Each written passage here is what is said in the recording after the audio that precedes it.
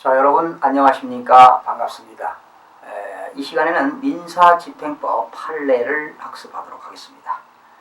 오늘 공부할 내용은요, 부동산 강제 경매에 대한 판례가 되겠고요. 제20강이 되겠습니다. 제20강 시간입니다.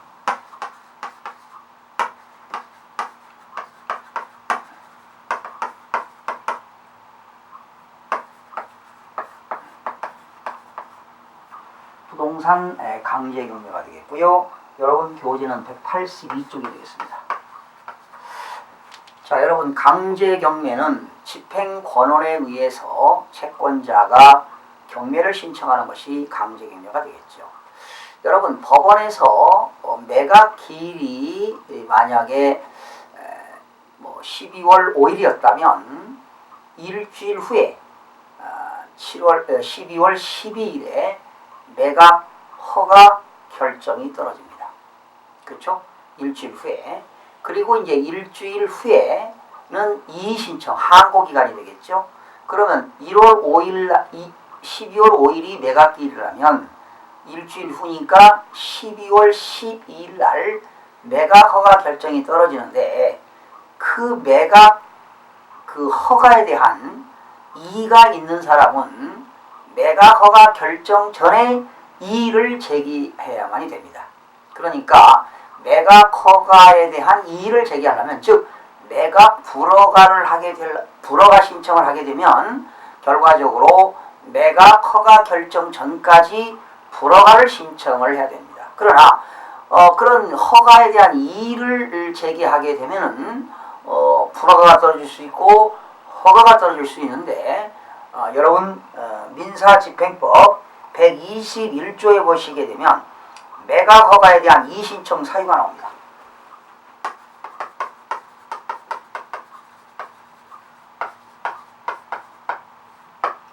민사집행법 121조가요.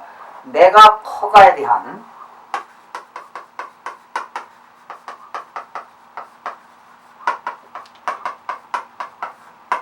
이의신청 사유가 나옵니다.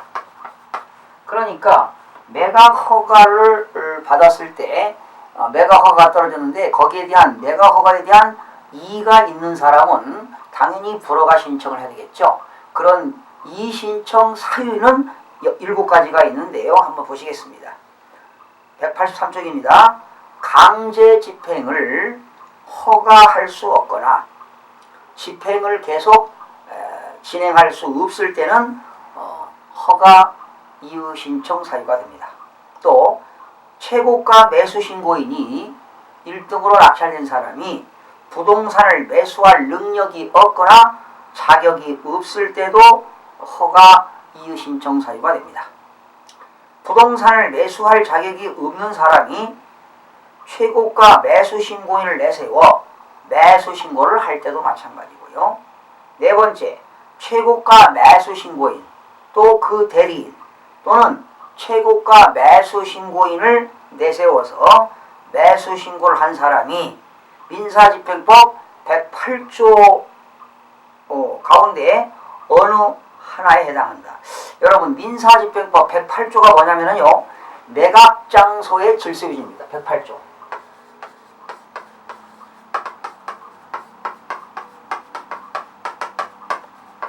매각장소에서의 질서유지가 되겠죠. 경매법원에서 매각기일날 매수 신청을 방해한다거나 또는 부당하게 다른 사람과 단합 행위를 하는 것은 뭐가 될까요? 그렇죠? 매각장소에서 질서를 유지하지 못한 사람들이죠. 이렇게 되면은 처벌을 받게 되는 겁니다. 그래서 거기 108조에 해당하는 경우, 그러니까 매수 신청을 방해하거나 부당하게 다른 사람과 단합한 행위를 해서 최고가 매수 신고가 되었다면 역시 매각 허가에 대한 이의 신청 사유가 될 수가 있습니다. 다섯 번째, 최저 매각 가격 결정, 매각 가격의 결정, 일괄 매각의 결정, 매각 물건 명세서 작성에 중대함이 있다. 여러분 집행관이 매각물건 명세서를 작성하는데 거기에 중대한 흠결이 있다고 한다면 역시 이의신청 사유가 되겠습니다. 또 천재지변이라든가 그 밖에 자기가 책임을 질 수 없는 사유로 부동산이 현저하게 훼손된 사실 또는 부동산에 관한 중대한 권리관계가 변동된 사실이 경매 절차의 진행 중에 밝혀질 때, 또 7항 경매 절차에 그 밖에 중대한 잘못이 있을 때, 이럴 때는 이의신청 사유에 해당이 됩니다. 여러분 예를 들면 이런 것도 있겠죠. 여러분이 12월 2일 날 12월 5일 날 매각기일인데 그 전에는 유치권 신고가 없었어요. 그런데 내가 12월 5일 날 유치권이 없는 상태에서 아주 싸게 낙찰을 받았어요.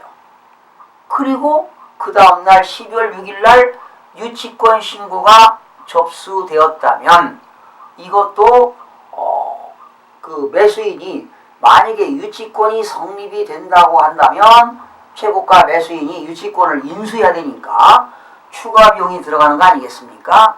이럴 때는 최고가 매수 신고인이 매각 허가에 대한 이의신청 사유가 될 수가 있습니다. 흠결이 있잖아요. 그래서 불허가를 신청하게 되면 불허가가 떨어지게 됩니다. 그러면 매수 신청 보증금은 환급을 받게 되는 것이죠. 뭐 이런 사례가 있습니다. 자, 그 다음에 그러면 123조 보니까 매각의 불허가 되겠습니다. 그러면 법원에서는 이의신청을 한 것이 정당하다고 인정할 때는 당연히 매각을 허가하지 않겠죠. 또한 법원에서 이러한 매각 허가에 대한 이의신청 사유에 해당할 때는 법원에서 직권으로 매각 허가를 허가하지 아니할 수도 있습니다.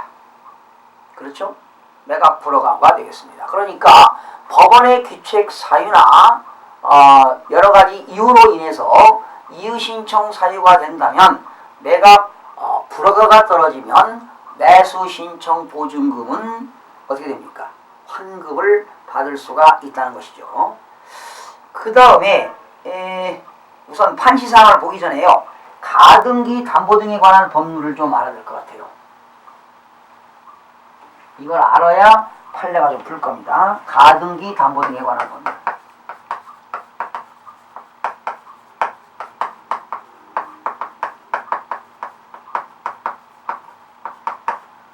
이 가등기 담보 등에 관한 법률도요. 부처가 어디냐? 법무부입니다. 이게 법무부.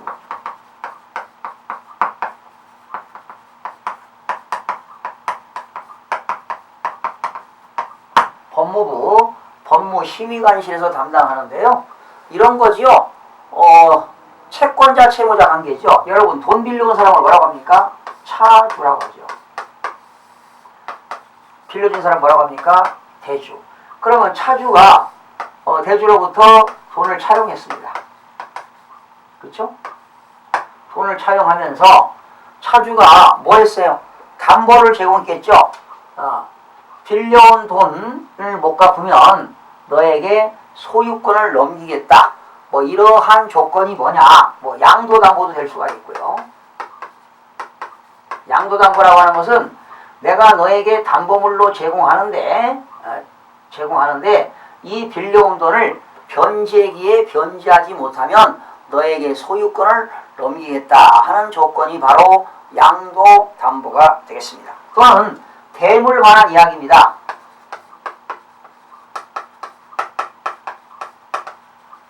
역시 이것도 뭐냐? 내가 너한테 돈을 빌려오는데 그 빌려온 돈을 원금하고 이자를 언제까지 갚겠다. 그 변제기에 변제를 못하게 되면 이 차주의 물건을 대주도한테 소유권을 넘기는 조건이다 이런 얘기죠.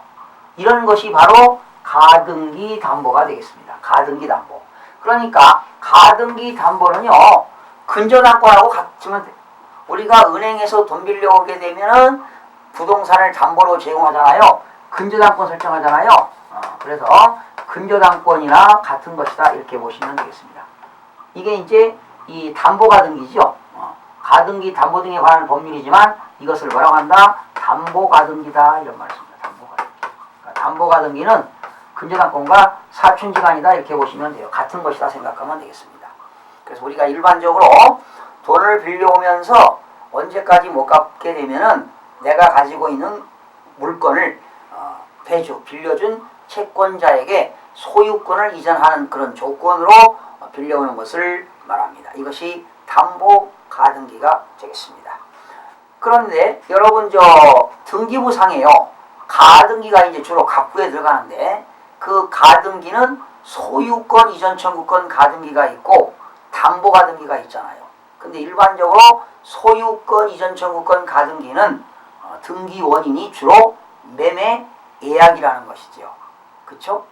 그런데 그때 그 가등기권자가 경매를 신청하게 되면 그건 하나의 담보가등기가 되는 겁니다. 결과적으로 담보가등기권자는 경매를 신청할 청구권이 있습니다. 이것이 가등기, 담보 등에 관한 법률이 되겠습니다. 그러면 우선 여러분 그 183쪽에 보시게 되면 가등기, 담보 등에 관한 법률 제3조에는 뭐가 있냐면요. 이런 게 있어요. 담보권 실행의 통지와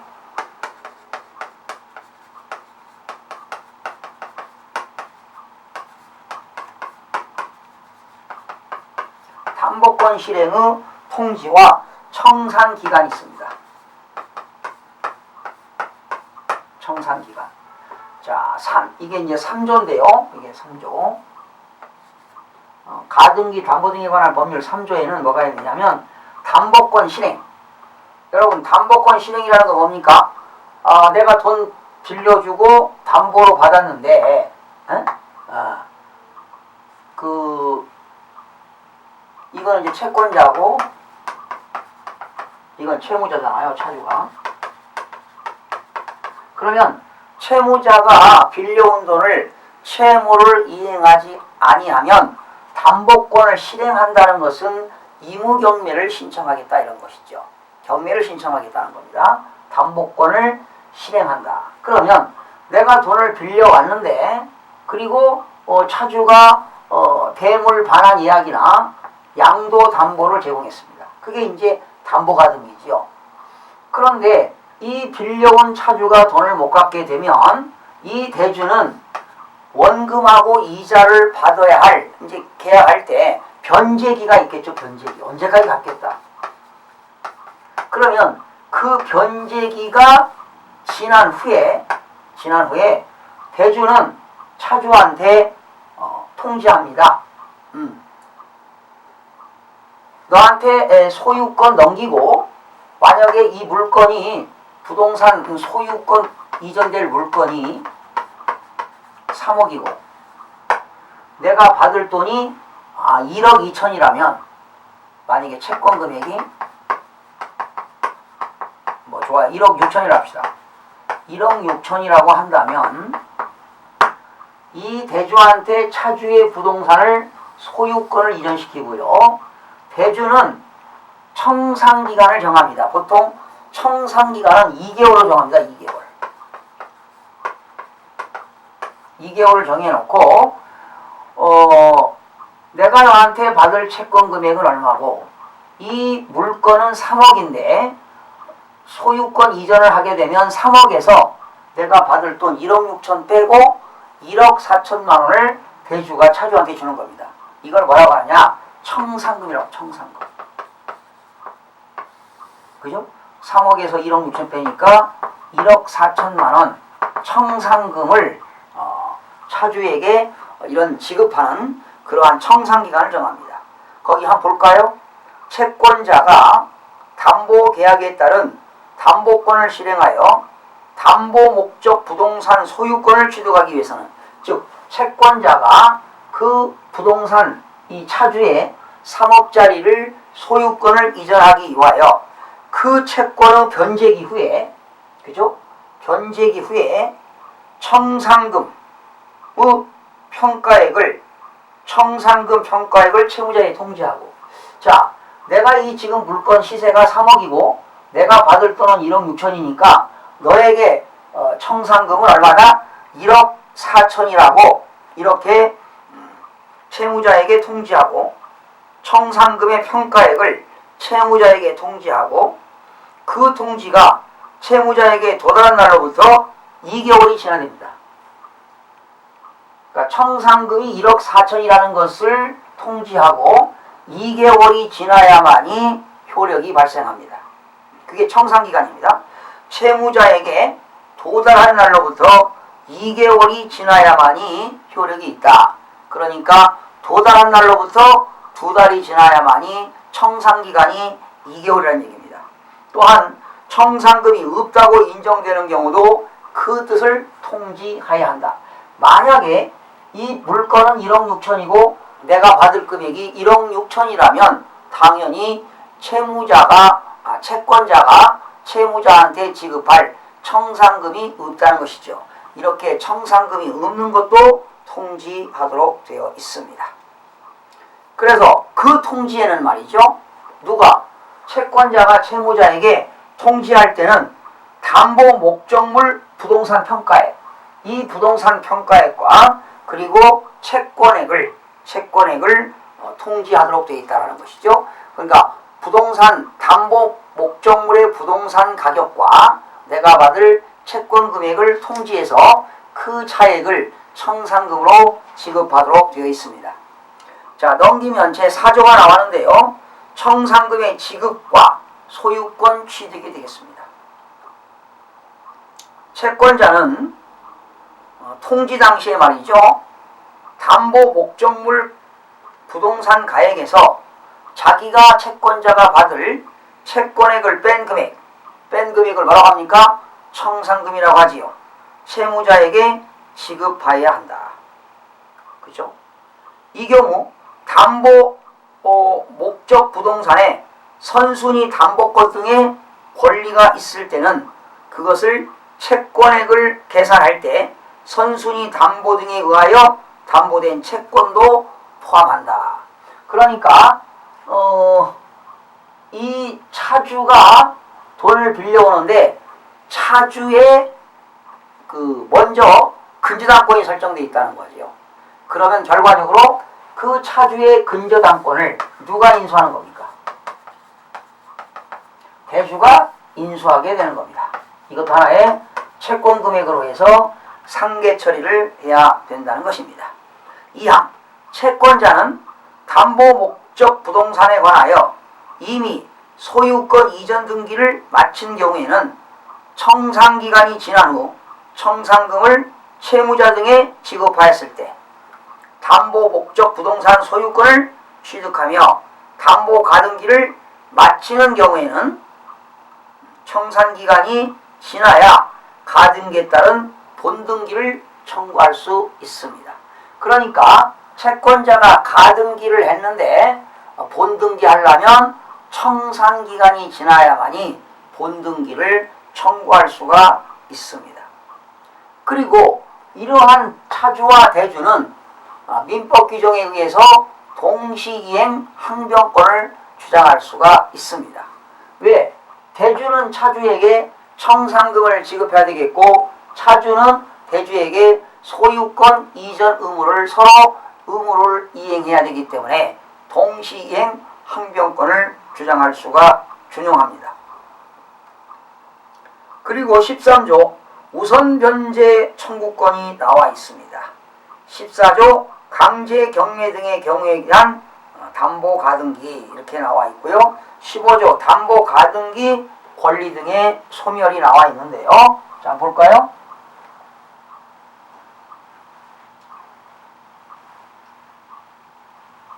자, 어떤 부동산이 말이죠. 누구 앞으로 소유권 이전됐습니다. 그런데 만약에 이제 갑 앞으로 소유권 이전했는데요. 이제 갑소유권이요.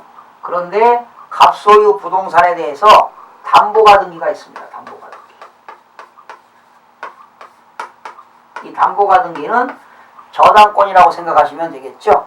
그런데 누군가가 여기서 강제경매를 신청했습니다. 그렇다면 말소기준 권리는 담보가등기가 되겠죠. 그러면 이때 담보가등기권자는 뭐가 있느냐? 우선변제권 청구권이 있습니다. 우선변제 청구권.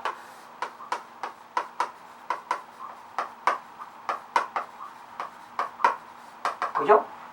이 갑소유 부동산에 대해서 누구 채권자가 담보가등기를 설정한 상태에서 누군가가 이 물건에 대해서 강제경매를 신청했다면 이 담보가등기는 우선변제권, 우선변제 청구권이 있다는 것을 말씀드립니다. 그러니까 이건 하나에 뭘로 본다는 거예요? 저당권 설정된 걸로 본다 이 말이에요. 저당권으로 본다는 거예요. 저당권. 그죠? 저당권 설정된 것으로 본다. 이렇게 봅니다. 그 다음에 그럼 어떻게 될까요, 여러분? 강제경매를 신청한 사람이 경매를 신청했다면 당연히 이건 뭐가 될까요? 말소되겠죠. 이게 말소기준 권리니까. 그렇겠죠? 네, 그렇습니다. 그 다음에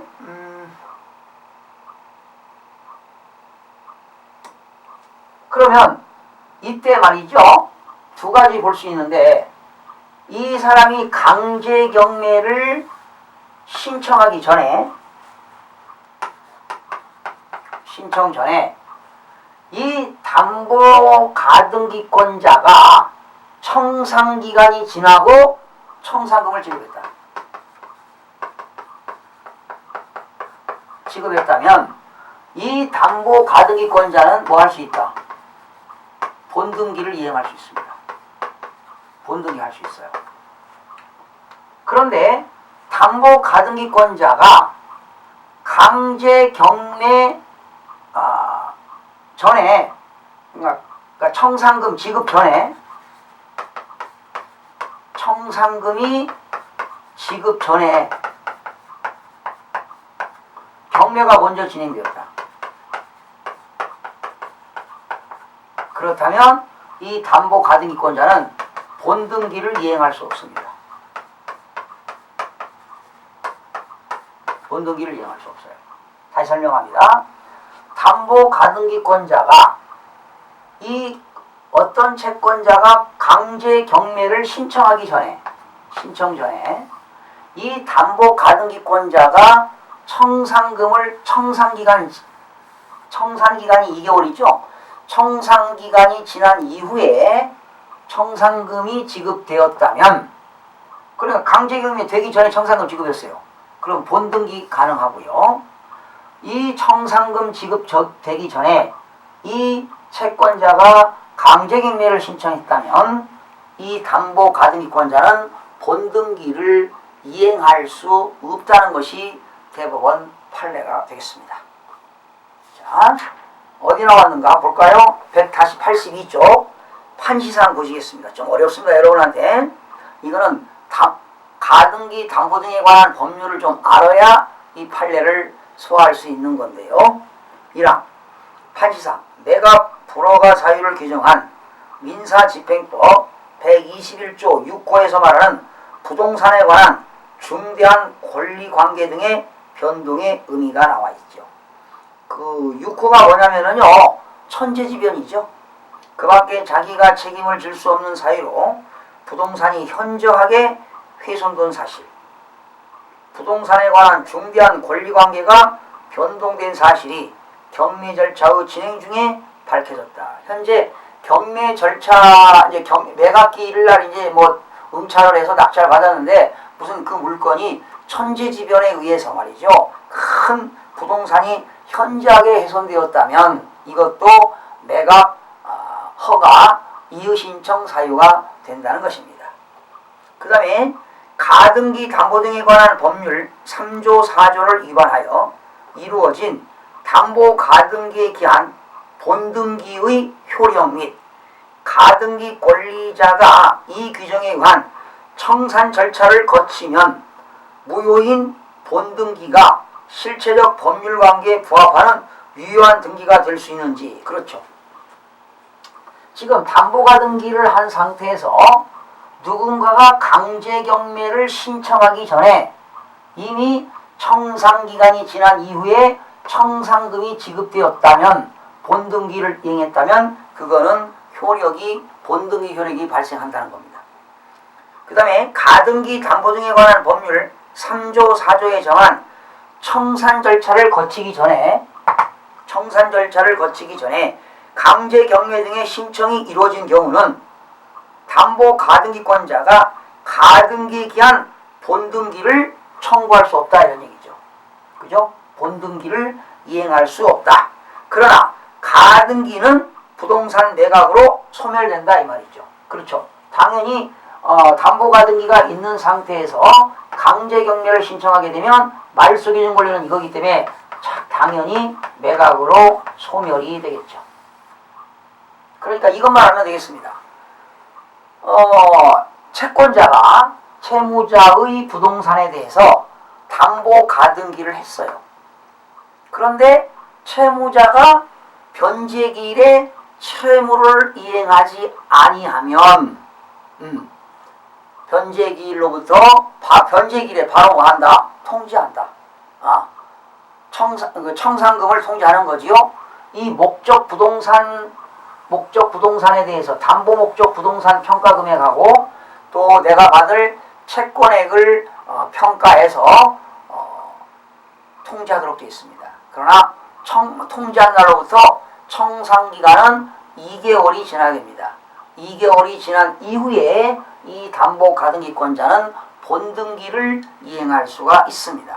그 채권자는 채무자에게 뭘 지급할까요? 그렇죠. 청산금을 지급하고 본등기를 이행할 수가 있고요. 또 중요한 판례는 뭐냐면 이 담보 가등기권자가